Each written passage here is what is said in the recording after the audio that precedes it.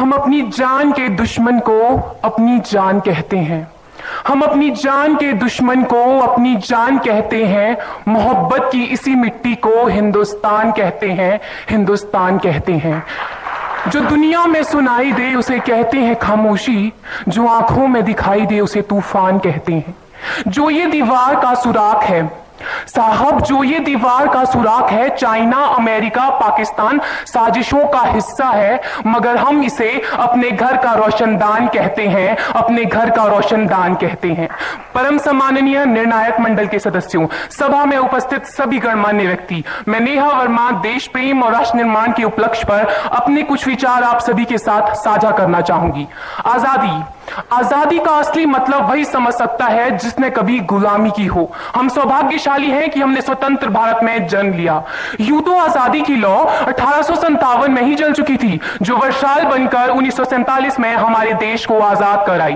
प्राचीन, मध्यकालीन और वर्तमान भारत के उदाहरणों से स्पष्ट करना चाहूंगी कि जब हम फिरंगियों के फेरे में फंस गए थे तो रंग दे बसंती शोला की एक आवाज पर टोलों के टोले उमड़ आते थे और उनके वंदे मातरम के नारों से खून में आने वाला 5-5 डिग्री का तूफान अंग्रेजी शासकों की जड़ों में तूफान ला देता था। लोग मर जाते थे, मिट जाते थे, फांसी चढ़ जाते थे, तो वो भी अपनी देशभक्ति साबित कर रहे होते थे, क्योंकि ये उस दौर की देशभक्ति की कसौटी थी।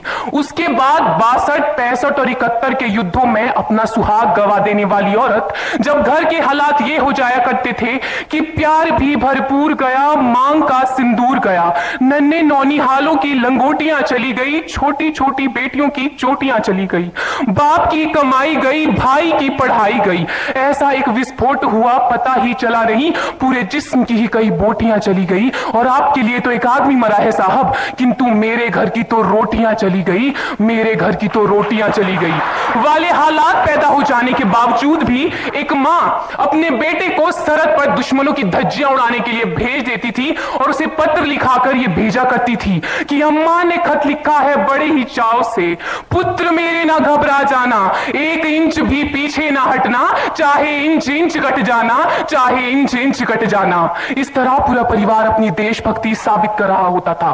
तब देश बलिदान मांगता था, तब देश लड़ जाने को कहता था, तब देश मर जाने को, मिट जाने को, फांसी चढ़ जाने को कहता था। किंतु आज देश लड़ जाने को नहीं कहता, आज देश मर जाने को, मिट जाने को, फांसी चढ़ जाने को नहीं कहता, बल्कि मेरे विचारों में यदि कोई व्यक्ति अपना काम पूरी ईमानदारी, पूरी मेहनत और पूरी लगन से करे ना, तो वही सबसे बड़ा देशभक्त है।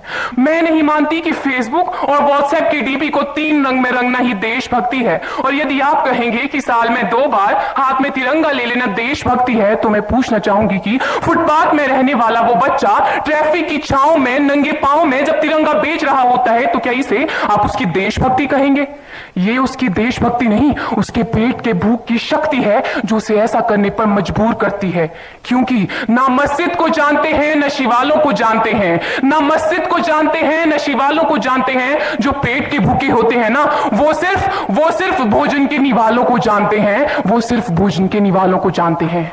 अपने परिवार, अपने समाज, अपने देश के लिए समर्पण का भाव है देशभक्ति। और हर देशद्रोही के जीवन में आने वाला तूफान है हमारी सच्ची देशभक्ति, ताकि हर देशद्रोही ये समझ सके कि अगर तू परिंदा है तो ये आसमान तेरा है, अगर तू दरिंदा है तो ये शमशान तेरा है, भाईचारे से रहना है तो रह इस जमीन पर, वरना ये कब्र भी तेरी है और यही कब्रिस्तान तेरा है और यही कब्रिस्तान तेरा है। लेकिन एक देशद्रोही से ज्यादा देशभक्ति तब आहत होती है जब एक बेटा अपने बूढ़े मां बाप को वृद्धाश्रम की चौखट पर छोड़ आता है। करा उठती है वो देशभक्ति जब मुसीबत में फंसे लोगों की जान बचाने से ज्यादा हम सेल्फी लेकर अपने लाइक बढ़ाने में लगे रहते हैं।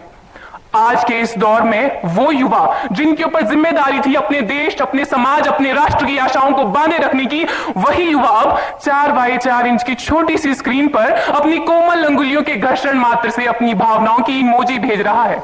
4 बोतल वोडका का काम मेरा रोज का ने भारत का भविष्य तबाह कर रखा है। हम ना एक ऐसे समाज में जीते हैं जहां लड़कों से बात करता देख जो भाई हड़काते हैं, लड़कों से बात करता देख जो भाई हड़काते हैं, वही भाई अपनी गर्लफ्रेंड के किस्से उसे घर में हंस कर सुनाते हैं। और मैं बता दूं, महिला सुरक्षा के मामले में हम आज भी चौथे नंबर पर आते हैं। हम ना एक ऐसे समाज में जीते हैं जहां पत्थर की मूरत को लगते हैं 56 भोग और भूखे नंगे तड़पते सो जाते हैं लोग, भूखे नंगे तड़पते सो जाते हैं लोग। मजदूर को मजदूर समझिए, मजबूर नहीं। गरीब को काम दीजिए, दान नहीं। और अगर दान देने के इच्छुक हैं तो जीते जी रक्त दान दीजिए और मरने के बाद अंग दान देकर किसी मरते हुए को जीवन दान दीजिए। यही सच्ची देशभक्ति और यही सच्चा राष्ट्र प्रेम है। ना सरकार मेरी है, ना रब मेरा है। ना सरकार मेरी है, ना रब मेरा है, और ना ही ये बड़ा सा नाम मेरा है। बस इतनी सी बात का गुरूर है मुझे कि मैं भारत की हूँ और ये भारत मेरा है और ये भारत मेरा है। परंतु एक वैचारिक बीमारी हमारे समाज में मुझे नजर आती है। कहा जाता है हम दुनिया के सबसे बड़े लोकतंत्र हैं, जहां हिंदू पैदा होते हैं, मुस्लिम, सिख और ईसाई भी पैदा होते हैं, लेकिन बदकिस्मती है अब इंसान पैदा नहीं होते। और मेरे विचारों में ना हिंदू की जरूरत है, ना मुसलमान की जरूरत है। राष्ट्र निर्माण के लिए केवल अच्छे इंसान की जरूरत है, केवल अच्छे इंसान की जरूरत है। जरा सोच कर देखिए, ये पेड़ पौधे और शाखाएं भी परेशान हो जाएं अगर परिंदे भी हिंदू और मुसलमान हो जाएं।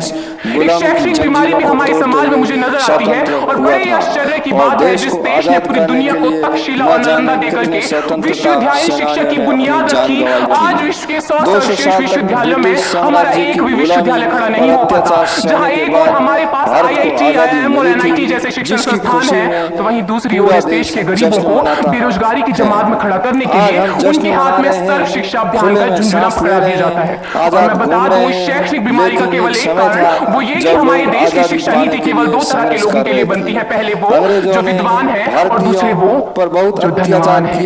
इसी तरह की कई गजब की बीमारियां हैं और इन बीमारियों की जो जड़ है ना, वो हमारा अंधविश्वास।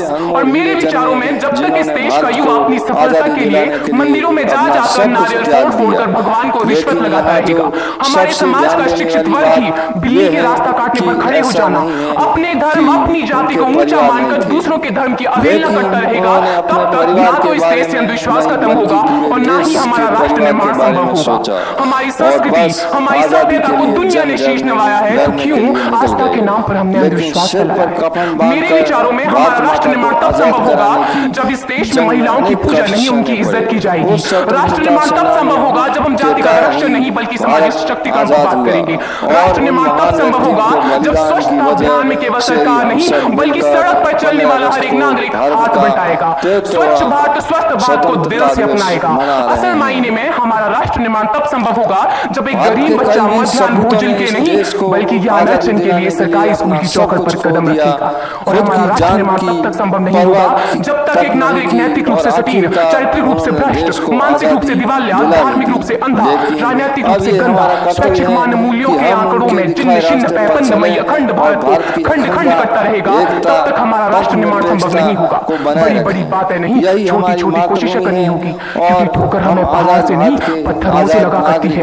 I being an Indian, I being a student, I being a symbol daughter of this motherland feel proud to be an Indian। और मैं सैल्यूट करना चाहूंगी सरहद पर दिन रात हमारी रक्षा के लिए खड़े हर उस जवान को, इस देश की पुलिस प्रशासन और किसान को, और इस देश के हर उस व्यक्ति को जो अपना काम पूरी ईमानदारी, पूरी मेहनत और पूरी लगन से करते हैं, जिनके बिना राष्ट्र निर्माण की कल्पना करना भी असंभव सा लगता है। और आज इस मंच पर पूरी जिम्मेदारी के साथ मैं भारत की बेटी ये कहती हूं कि हमारा राष्ट्र निर्माण तब संभव होगा जब हम सभी, मैं, आप, हम सब मिलकर प्रयास करेंगे, क्योंकि हमारे देश की जिम्मेदारी नहीं है हमें आगे ले जाने की, हमारी जिम्मेदारी है अपने देश को आगे ले जाने की, अपने राष्ट्र को आगे ले जाने की, अपने वतन को आगे ले जाने की। तो अंत में मैं बस यही कहना चाहूंगी, मेरा हिंदुस्तान महान था, महान है, महान रहेगा। मेरा हिंदुस्तान महान था, महान है, महान रहेगा। होगा हौसला सबके दिलों में बुलंद तो एक दिन पाकिस्तान भी जय हिंद कहेगा। पाकिस्तान ही क्यों, सारा जहान जय हिंद कहेगा, क्योंकि सारे जहां से अच्छा हिंदुस्तान हमारा, सारे जहां से अच्छा हिंदुस्तान हमारा, हम बुलबुलें हैं इसकी, ये गुलिस्तान हमारा, ये गुलिस्तान हमारा। जय हिंद, वंदे मातरम।